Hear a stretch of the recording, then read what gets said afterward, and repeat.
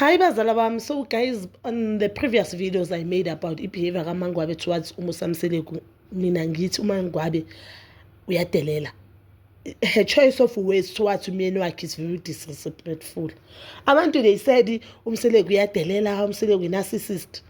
So guys, on the yesterday episode uMseleku baveze kakhulu uMseleku noMangwabe. So they were talking about i-treat yabo where uMseleku bekabakhiphile ukuthi they'll iron things out, they'll fix i-relationship yabo as ifamily kaMseleku, isithembu sakaMseleku. And uMangwabe mabaloku bakhuluma, she said that's bullshit.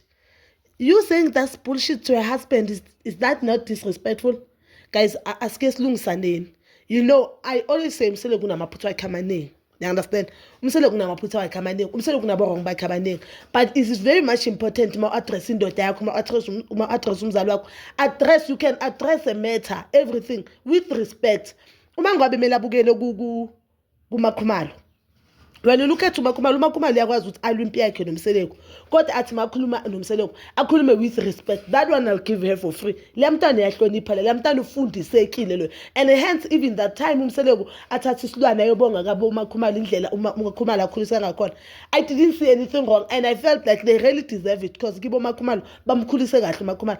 Nina ke to those people niyabuza bazala bami angili niyazibuzela. Kulabantu abathi uMangwabe indlela akhuluma ngayo noMseleku right. Ku right ukuthi uMangwabe atshela umyeni yakhe wenkomo. Angithi uMangwabe has a right ukuthi a divorce.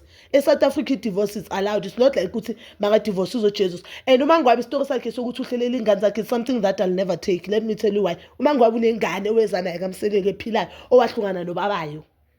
So anyeke athi unovalo lokuthi ngifuna ingane zami zikhule zingana baba just because unayo ingane eqala wayizala wahlukana nobaba. She didn't choose that son. Why mela choose baba labantu? Unamama uhleli noMseleku because she knows she's benefiting from uMseleku. She's benefiting from the same name. Remember the same name ngaphandle nemali nani because indaba emali is confusing now ukuthi uMseleku unayo imali or not. But this same name it comes with the respect. Inhlonipho itholayo endaweni just because unkosikazi kaMseleku. It means a lot, guys. And remember, respect is something that we all need. And when we are respected khona ezinye izinto ozithola from that thing. Zikhona ibongo mawuya kuzo ubone nje it's like the Mandela family. You understand? Noma ungaze uye America mawuthi I'm a grandchild of uMandela. Obvious. Isibongo sakhona sinento. So nase KZN isibongo sakaMseleku because uMseleku izinto sakazakhile ubudlelane sakanabo namakhosi nanani. Uphezulu even though angasi king. You understand? So indlela uMangwabe abehave ngayo on national TV akahlazi uMseleku usihlaza yena. That is my honest opinion. Akahlazi uMseleku usihlaza yena ahlaze nekhaya buya kulo. uMseleku uthe on national TV ngiyaxolisa ngezinto engishilo kumamazala wami. And one thing I love about uMseleku, guys, uMseleku akwazi ukukhuluma. uMseleku khona amagama ngathi especially this season man now uyangidisappoint ne. But uMseleku on the next season makayenza wrong uyabuya axolisa. uMangwabe maningi amagama washilo kumxolisa. I've never heard even a single day uMangwabe axolisa. I've never heard even a single day uMangwabe axolisa kuMakhumalo, kuMayeni, kuMacele. Uke wabageja bonke labafazi uMangwabe. If angisakhumbula ngizonibisela emuva. uMangwabe kwadelela ubaba kaMakhumalo. uMakhumalo waya naye bahlala naye phansi wathi anyaka axolisele lokho. uMangwabe lo enithi uright atele uMseleku. uMakhumalo umngane wakhe and uMakhumalo was right ukuthi athi asihlale phansi sikhuluma indaba kabami because lento yang affect ngoba ubabami lo, you understand? Wathi anye ngizengixolise for lokho. So on that thing when I took it as if uMakhumalo uthi yena, she's saying uMakhumalo won't understand this because uMakhumalo anganazi ingane because wathi yena indaba ethinta izingane is very sensitive. Last season wadelela uMayeni wathi even this season asangazaxolisa kuMayeni. Yile nto uMayeni ayisho kaMseleku ezinye izinto zilunga ngendlela abazi address. uMangwabe uyadelela, guys.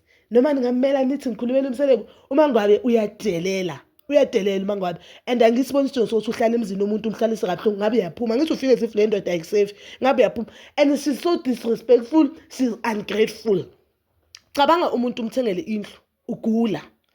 Then uthi kuloyo muntu loyo angiyithandi into eso athi umuntu angikucelanga. Yabona the moment umuntu empilweni umuntu angenzela into from the goodness of her heart or from the goodness of his heart bese uthi angikucelanga, you should know ukuthi you are not just an ungrateful, you are an ungrateful bastard.